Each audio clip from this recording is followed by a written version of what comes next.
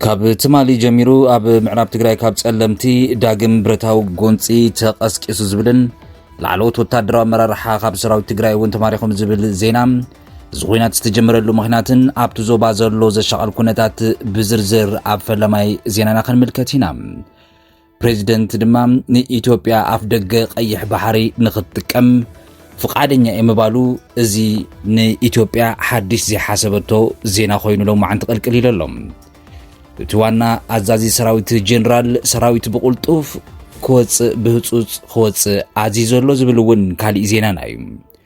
ሰራዊት ሱዳን ሎማዓንቲ ብዙሓት ሰባት እውን ኣብ ሰፊሕ ማሕበራዊ ሚድያን ዓለም ለኸ ማዕከን ዜናታትን ዝቀባበልኦ ዘለዋ ዜና ዓወት ክብል እውን መግለፂ ኣውፅኦም እዚ ዓወት ሓፊሰሉ ዝበሎ ታሪኻዊ መዓልቲ ሰራዊት ሱዳን ንምዃኑ ሎማዓንቲ እንታይ ዓወት ይቐኒዕዎ ዝብል እውን ክነስማዓኩም ኢና። ገዚፍ ጦር እውን ተጸጋዕ ተባሂሉሎም እዚ ወታደራዊ መጠንቀቕታ ድዩ ዶስ ዋላ ካልእ ትርጉም ክህልዎ እውን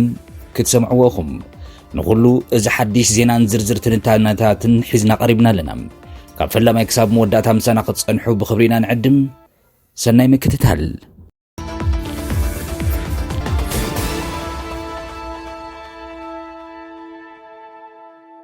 ካብ ጸለምቲ ዳግም ወታደራዊ ጎንፂ ምቕስቃሱ ትማልን ቅድምን ትማልን ክጽብጸብ ዝወዓለ ዜና እዩ። ላዕለዎት ወታደራዊ ሰራዊት ትግራይ እውን ተማሪኾም ዝብል ድማ ተወሳኺ ካልእ ዜና ትማሊ ዕለት ካብ ትግራይ ሩባ ተከዘ ተሳጊሩ ኣብቲ ከባቢ ጸለምቲ ድንገታዊ መጥቃዕቲ ከም ዝተፈነወ የተሰሚዑ ዘሎ እቲ ብሰራዊት ምክልኻል ትግራይ ዝጽዋዕ ኣወዳድባ ሰራዊት እውን ኣብ ሰለስተ ዓበይቲ ግንባራት ምዕራብ ደቡብ ምብራቕን ዝተመቐለ ኮይኑ እቲ ናይ ትማሊ መጥቃዕቲ ድማ ኣብ ትሕቲ ምዕራብ ግንባር ብዝርከብ ኣርሚ 11 ኮር 113 ከም ዝተፈጸመ እዚ ካብ ትግራይ ዝወፅእ ሓበሬታ እዩ ዝእምት። ከም ጸብጻብ ቢቢሲ ድማ እዚ ሰራዊት እዚ ብሓፈሽኡ 17 ኣርምታት ዝሓዘ ኮይኑ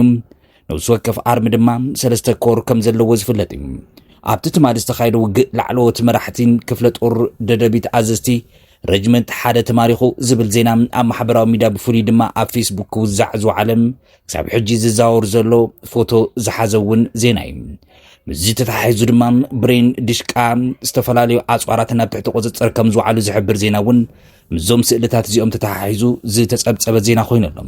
እዚ ወታደራዊ ምንቅስቃስ ዝመጽእ ዘሎ መንግስቲ ፌደራልን ሕወሓትን ስምምዕ ሰላም ፕሪቶሪያ ካብ ዝፍርሙ 3 ዓመታት ኣብ ዝቕፅርሉ እዋን እዩ። ኣብቲ እዋን ልዕሊ 275,000 ሰራዊት ዝነበረ ከም ዝኾነ ክጽብጸብ ከሎ ዋላ እኳ ብመሰረት ተስምምዕ ዕጥቆም ናይ ምፍታሕ ዲዲአር ክካየድ እንተነበሮም ኣብ ትግራይ በኣንጻሩ ሓደሽቲ ወታደራዊ ምልምላት ስልጠናታትን ብምክያድ ሓይሊ ክሃንጽ ከም ዝጸንሐ ዝፍለጥ እዩ። ነዚ ከም ዋና ምኽንያት ዝተመልከተ ድማ ካብ ትግራይ ዘይተመለሱ ሕቶታት ከም ዘለው ህዝብን ነቲ ክልል ድማ ዘመሓድር ሕወሓትን መሰረታዊ ዝኾኑ ሕቶታተይ ኣይተመለሱን ብዝብል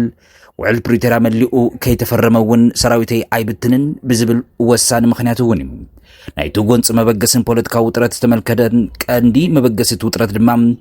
ኣብ ጸለምቲ ዝነብሩ ተመዛበልቲ ናብ ቦታኦም ክምለሱ ምስ ተገበረ ጻዕሪ ዝተታሓዘ እዩ። ሕወሓት ተመዛበልቲ ክምለሱ ከለው ወታደራዊ ሓይልን ፖለቲካዊ መዋቕርን ብሓባር ከኣቱ ከም ዘለዎ ብተደጋጋሚ ክሓትት ጸኒሑ እዩ።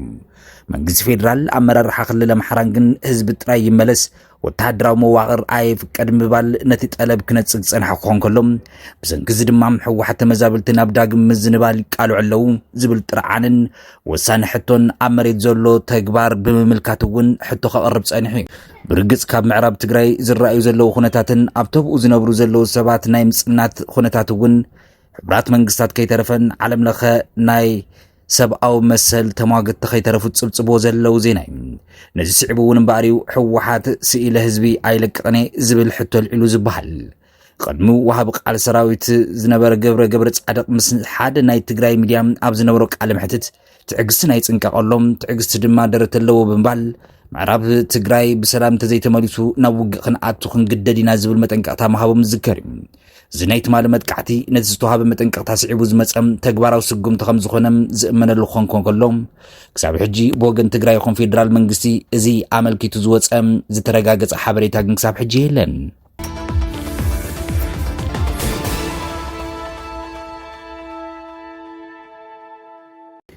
ኢትዮጵያ ብወገን ናይ ቀይሕ ባሕሪ መተንፈሲ ክትረክብ ፈቃደኛታት ኢና ክብል ፕሬዚደንት ሶማሊላንድ ኣፍሊጡ። ኣብ ዳቮስ ስዊዘርላንድ ኣብ ዝተኻየደ መድረኽ ዓለም ለኸ ፋውንዴሽን ኢኮኖሚ ዝተረኸቡ ፕሬዚደንት ሶማሊላንድ ዓብድራሕማን መሐመድ ዓብዱላሂ ኢሮ ኣገሮም ንኢትዮጵያ ናይ ቀይሕ ባህሪ ኣፍ ደገ ንምሃብ ድልው ምዃና መፍሊጦም እዚ ብዛዕባ ኣፍ ደገ ባሕሪ ዝተዋሃበ ሓድሽ መግለጺ ኣብ መንጎ ክልቲአን ሃገራት ዘሎ ዝምድና ናብ ሓድሽ ምዕራፍ ዘሰጋግር ተስፋ ከም ዝኾነ እውን ተገሊጹ ፕሬዚደንት ኢሮ ምስ ጋዜጠኛታት ኣብ ዝገበርዎ ቃለ መሕትት ሶማሊላንድ ንኣፍሪቃ ምስ ማእኸላይ ምብራቕ ዝተረፈ ዓለምን ዘራኽብ ስትራቴጂካዊ ቦታ ምዃና ብምጥቃስ ንሕና ረድኤት ኣይኮንና ንደሊ ኣብ ሰላምን ዲሞክራስን ሓበራዊ ረብሓን ዝተመርኮሰ ሽርክና ኢና ንደሊ ኢሎም ኣሎም ፕሬዚደንት ኢሮም ኣብ ዘረብኦም ኢትዮጵያ ብወደብ በርበር ኣቢላ ናይ ባሕሪ ኣፍ ደገም ናይ ንግዲ ወደብን ኮሪደራትን ክህልዋ ኣዝዩ ኣገዳሲ ምዃኑ ከም ዝኣምኑ እዮም ገሊጾም ሶማሊላንድ ብኸብቲ ብናይ ባሕሪ ሃፍቲ ዓሳም ብመዓድን ከምኡ እውን ብነዳዲ ዝሃፍተመት ሃገር ምዃና ዝጠቐሱ ፕሬዚደንት ምስ ኢትዮጵያ ብሓባር ንምስራሕ እውን ክልቲአን ሃገራት ዓብዪ ቁጠባዊ ዕቤት ከም ዝምፅእ ኣስሚሮምሉ ኢትዮጵያ ኣፍ ደገ ባሕሪ ክትረክብ ከላ ሶማሊላንድ ድማ ንግድን ምስፋሕ ወፍርን ምስሓብ ዕድል ክትረክብ ምዃና እዮም ዝሕብሩ ከም ኣቆጻጽር ኣውሮጳ ኣብ 2024 ኢትዮጵያን ሶማሊላንድን ናይ ምርድዳእ ሰነድ ከም ዝፈረማ ዝከር እዩ እቲ ስምምዕ ኢትዮጵያ ንንግዲ ወተሃደራዊ ግልጋሎት ሓይሊ ባሕሪ ዝኸውን ኣፍ ደገ ባሕሪ ክትረክብ ሶማሊላንድ ብወገና ድማ ካብ ኢትዮጵያ ዲፕሎማስያዊ ኣፍልጦ ሃገርነት ክትረክብ ዝብል እዩ ነይሩ እዚ ስምምዕ እዚ ኣብ ቀርኒ ኣፍሪቃ ሓያል ፖለቲካዊ ውጥረት ፈጢሩ እኳ እንተጸንሐ ሕጂ ብመንጎኝነት ቱርኪ ጉዳይ ብዝተረጋግአ መንገዲ ንዝቕጽል ዲፕሎማስያዊ ጻዕርታት ይካየደሎም ናይ ፕሬዚደንት ኢሮ ናይ ዳቮስ መግለጺ ድማ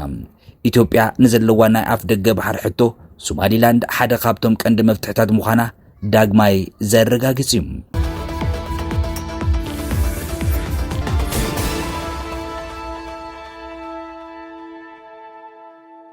ዋና ኣዛዚ ጀነራል ሰራዊት ብቁልጡፍ ክወፅእ ኣዚዙ ኣሎ ዩጋንዳ ካብ ሶማልያ ክትወፅእ ወሲና ኣላ ንጸጥታ ቀርኒ ኣፍሪቃ እንታይ ሳዕቤን ክህልዎ እዩ ድማ እቲ ወሳኒ ሕቶ እዩ ኣዛዚ ሰራዊት ዩጋንዳ ጀነራል ሙሓዚ ኮንሩግባ እታ ሃገር ን19 ዓመታት ኣብ ሶማልያ ዝነበረ ወተሃደራዊ ተልእኾ ምዝዛም ብምግላጽ ሰራዊቶም ብህፁፅ ካብቲ ሃገር ንኽወፅእ እውን ትእዛዝ ሂቦሎም እዚ ሃንደበታዊ ውሳነ ኣብ ጸጥታ ቀርኒ ኣፍሪቃ ኣብቲ ሃገር ሰላም ንምስፋን ዝካየድ ዘሎ ጻዕሪ ዓብዪ ጽልዋ ክሕድር ከም ዝኽእል እውን ተገሊጹ ዩጋንዳ ካብ ሶማልያ ክትወፅእ ዝወሰነትሉ ዋና ምኽንያት ድማ እቲ ንዞባ ቀርኒ ኣፍሪቃ ብፍሉይ ድማ ንኢትዮጵያን ሶማልያን ዓብዪ ስጋኣት ዝኾነ ጉጅለ ኣልሸባብ ዳግም ይበርዓብ ዘለሉ እዋን ምዃኑ ነቲ ጉዳይ ዝያዳ ኣገዳሲ ገይርዎ ኣሎ ዩጋንዳን ኢትዮጵያን ኣብቲ ትሕቲ ጽላል ኣፍሪቃ ዝካየድ ተልእኾ ሰላም ዝለዓለ ቁፅሪ ሰራዊት ዘለወን ሃገራት ምዃነን ድማ ዝፍለጥ እዩ ግብፂ ሰራዊታ ናብ ሶማልያ ንምእታው ላዕልን ታሕትን ክትብል እኳ እንተጸንሐት እዚ ግን ድምፂ ኣጥፊኣ ኣላ እዚ ምኽንያት ዝኾነ ድማ ኣሜሪካ ኣብ ትሕቲ ፕሬዚደንት ዶናልድ ትራምፕ ነቲ ተልእኾ ሰላም ትህቦ ዝነበረት በጀት ብምቁራጽ ድሌት ሕብረት ኣውሮጳ እውን ምዝሓሉን እዩ ግብፂ ብዘይ ናይ ወፃኢ ፋይናንሳዊ ደገፍ ሰራዊታ ናብ ሶማሊ ንምእታው ድሌት ከም ዘይብላ እዩ ዝግመት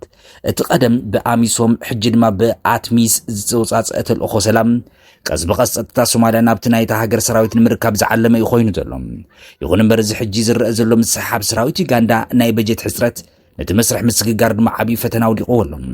ጉጅለ ኣልሸባብ ነቲ ዝፍጠር ዘሎ ናይ ጸጥታ ሓጓፍ ንምጥቃም እውን ሓደሽቲ ዓለም ለኸ ኣሸበርቲ ሓይልታት እውን ናብ ሶማልያ እቱ ከም ዘሎም መረዳእታታት እዮም ዝሕብሩ እዚ ድማ ሶማልያ ጥራይ ዘይኮነት ስንመላእ ቀጠና እቲ ኣፍሪቃ ዳግማይ ናብ ዘይተረጋግአ ኩነታት ክመልሶ ከም ዝኽእል እውን የስግአሎም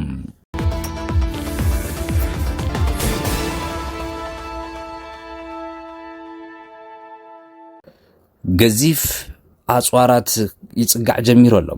ብረት ዝለበሰት ገዛፍ መርከብ ኣሜሪካ ኣብ ማእኸላይ ምብራቕ ተጸጊዓላ ንኢራን ዝተለኣኸ ወተሃደራዊ መጠንቀቕታ ዶ ይኹን ሕቶ እዩ ተዋጋእቲ ንነፈርቲ ጻዕናት ገዘፍቲ መራኽቢ ውግእ ኣሜሪካ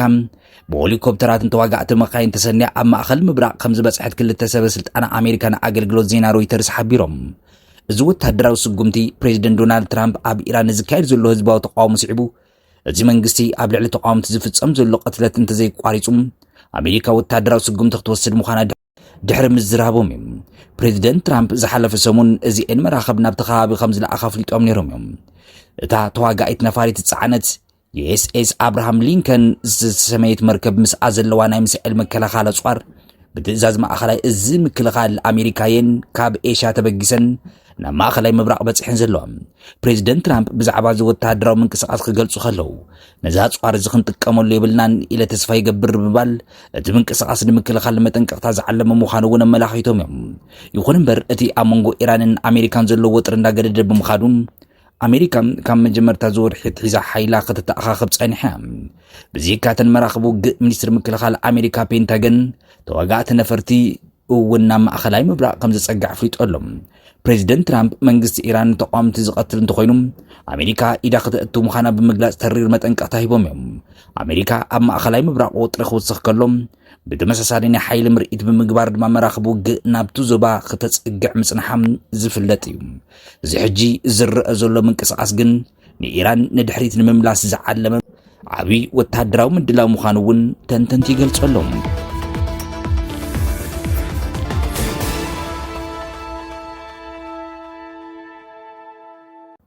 ሰራዊት ሱዳን ዓብዪ ዓወት ከም ዝተዓወተም ተጸብጺቡም። ሰራዊት ሱዳን ኣብ ከተማ ዲሊንጅ ዓብዪ ዓወት ኣመዝጊበሎም ንኽልተ ዓመታት ዝጸንሐ ጽኑዕ ክባብ እውን ከም ዝፈንጽሐ ዝንገር ዘሎም። ኣብ ደቡብ ኩርዱፋን ካልእቲ ዓባይ ከተማ ዝኾነ ዲሊንጅ ድሕሪ 2 ዓመታት ብሓይልታት እፁፅ ወታደራዊ ደገፍ RSF ተኸቢባ ድሕሪ ምጽናሕ ትማሊ ምሸት ሰራዊት ሱዳን ነቲ ክባብ ብምፍጻሕ ናብቲ ከተማ ብምእታው ኣፍሊጦሎም። እቲ ሰራዊት ኣብ ዘውፅኦ ወግዓዊ መግለጺ ንጸላእቱ ብምድምሳስ ከተማታት ሓራብ ምውፃእን ነቲ ዕፅዋ ከም ዝቐደዶ ኣፍሊጦሎም። ነበርቲ ከተማ ዲሊንጅ ድማ ነቲ ዓወት እዚ ብዓብዪ ሓጎስን ጎይላን ይቕበልዎ ኣለዉ። ወታደራዊ ተንተንቲ ከም ዝሕብርዎ ድማ እዚ ናይ ዲሊንጅ ዓወት ነቲ ኣብ ዋና ከተማ ክልል ደቡብ ኩርዱፋን ዝኾነት ካዳጉሊ ተነቢሩ ዘሎ ክባብ ንምፍንጻሕ እውን ጥጡሕ ባይታ ዝፈጥር ስትራቴጂካዊ ስጉምቲ ተባሂሉ። ሱዳን ካብ ኢትዮጵያ ዝተበገሰ መጥቃዕቲ ከም ዝምከተት እውን ያገሊጻ። ብኻልእ ዜና ሰራዊት ሱዳን ካብ መሬት ኢትዮጵያ ዝተበገሰ መጥቃዕቲ ከም ዝመከተት ፍለጥ ውለያ ኣላ። ሱዳን ንመንግስቲ ኢትዮጵያ ፓርቲ ብልጽግናን ተዋጋእቲ RSF ወታደራዊ ታዕሊም ቦታን ሎጂስቲክስን ብምቕራብ ብቐጥታ ኣብቲ ኩናት ተሳተፈላ ክትብል እያ ትኸስስ። ትማሊ ካብ ክልል ቤንሻንጉል ጉሙዝ ብምብጋስ ድማ ኣብ ደቡብ ሱዳን ኢትዮጵያ ዝተፈጸመ መጥቃዕቲ ኣብ ክልል ብሉ ናይል ኣከባቢ ኣልሲሊክ ሓያል ውግእ ከም ዝተሳዕበ ተገሊጾሎም። እቲ ብዓለም ለኸ ሚድያ ሚድል ኢስት ኣይ ዝተጸብጸበ ዜና ድማ ከም ዝሕብሮም እቲ ጎንፂ ብዓወት ሰራዊት ሱዳን ከም ዝተዛዘመ እዩ። ሱዳን ቅድም ኢሉ እውን ካብ ወገን ኢትዮጵያ ዝተወንጨፈ ተደጋጋሚ መጥቃዕትታት ክትምክት ከም ዝጸንሐት ደጋጊማ ትሕብር ዝነበረት እያ። ነዚ ስዕቡ መንግስቲ ኢትዮጵያ ሓደ ሓደሻ ብመልሲ ብምሃብ ሓደ ሓደሻ ድማ ብስቕታ ሱዳን ዝመጽእ ዘሎ መግለጽታትን ክስታትን ሓሶት ክብል ዝተፈላለዩ መልስታት እውን ክህብ ጸኒሑ።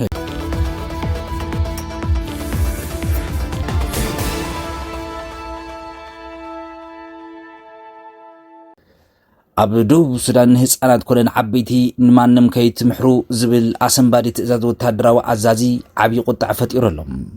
ሓደ ላዕላዊ ወታደራዊ ኣዛዚ ደቡብ ሱዳን ድማ ንህፃናትን ዓበይትን ንጹሓንን ሓዊስካ ዋላ ንሓደ ሰብ ከይትምሕሩ ብምባል ዘሕለፎ ትእዛዝ ንሕቡራት መንግስታት ማሕበረሰብ ዓለምን ብዓብዪ ኣሰንቢዶሎም። ምክትል ዋና ኣዛዚ ሰራዊት ደቡብ ሱዳን ጀነራል ጆንሰን ኣሉኒ ነዚ ዘስካሕካሕ ትእዛዝ ዘመሓላለፈ ወታደራቱ ብዕጡቃት ናብ ዝተሓዙ ካብታት ግዝኣት ጆንግሌይ ንምስራሕ ኣብ ዝሰልጠነሉ ዝነበረ እዋን እዩ። ኣብ ፌስቡክ ዝተዘርግሐ ቪድዮ ከም ዘርእዮም እቲ ኣዛዚ ንህፃናት ዓበይቲ ወይ እውን ሓንቲ ቤት እኳ ቆይማ ከይትረክብ ንማንም ከይትምሕሩ ደምስሱ ዝብል ትእዛዝ ክህብ ዝስማዕ። ኣብ ደቡብ ሱዳን ናይ ሕቡራት መንግስታት ልኡኽ ሓላፊ እዚ ዘረባዚ ጽያፍ ክብሉ ክገልጽዎ ከሎም ናይ ሰብኣዊ መሰላት ኮሚሽን ሓላፊ ያስሚን ሶካ ድማ ኣብ ልዕሊ ሲቪላውያን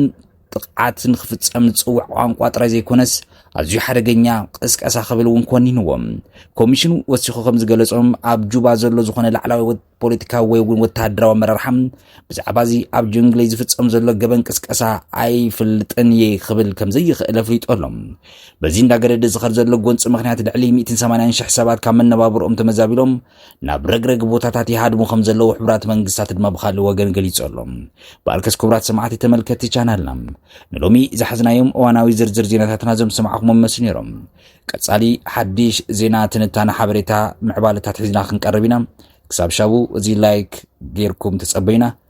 ሰላም